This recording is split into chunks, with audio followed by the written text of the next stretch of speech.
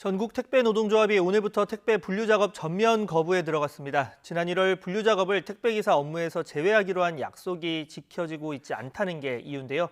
택배 노사가 참여한 2차 사회적 합의기구는 내일 회의를 열고 분류 인력 투입 등을 추가로 논의한다는 계획입니다. 택배 물류센터 현장 나가 있는 취재기자 연결해 보겠습니다. 홍민기 기자. 네, 경기도 용인시의 한 택배 물류센터에 나와 있습니다. 네, 지금 홍 기자 나가 있는 센터 역시 택배 기사들이 분류 작업을 거부한 것이죠. 어떤 변화가 오전에 있었습니까?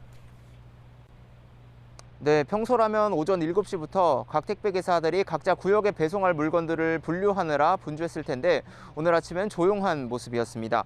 보통 아침 7시부터 시작하는 분류 작업을 거부하기 위해서 이른바 9시 출근, 11시 배송 출발 투쟁에 나선 건데요. 직접 분류 작업을 거부하고 대리점 측이 분류해 놓은 물건만 배송하기로 했습니다. 월요일인 오늘은 평소에 배송 물량이 많지 않고 또 대리점이 주말 사이 미리 분류 작업에 나서면서 큰 혼란은 빚어지지 않았습니다. 대신 택배 노조 소속 기사 50여 명은 오늘 아침 8시 반부터 집회를 열었습니다. 그동안 택배 노동자 과로사의 근본 원인으로 꼽혔던 분류 작업을 아예 거부하겠다고 설명했는데요. 실제 이곳 물류센터에서도 오늘에서야 분류 인력 6명 정도가 투입됐다고 노조 측은 주장했습니다. 이 때문에 오늘 아침엔 물건을 분류하기 위한 레일이 멈춰 있는 모습도 보였습니다. 전국 택배노조는 오늘부터 노조원 6,500여 명 전원이 참여한 가운데 분류 작업을 무기한 거부하겠다고 밝혔습니다. 노조가 분류 작업을 실제 거부하는 집단 행동에 들어가면서 파장도 예상됩니다. 택배 노조에 소속된 기사들은 전국 택배 기사 5만 5천여 명 가운데 11% 정도로 추산됩니다. 전국적인 물류 대란은 아니지만 택배 운송에 차질을 빚는 곳도 일부 있을 것으로 보입니다. 네, 분류 인력 투입 문제를 두고 추가 회의도 예정돼 있다고요? 네, 그렇습니다. 정부와 여당 또 택배 노사가 참여하는 2차 사회적 합의가 내일 회의를 진행합니다. 분류 인력 투입 또 표준 근로계약서 등 당면한 현안을 논의할 예정인데요.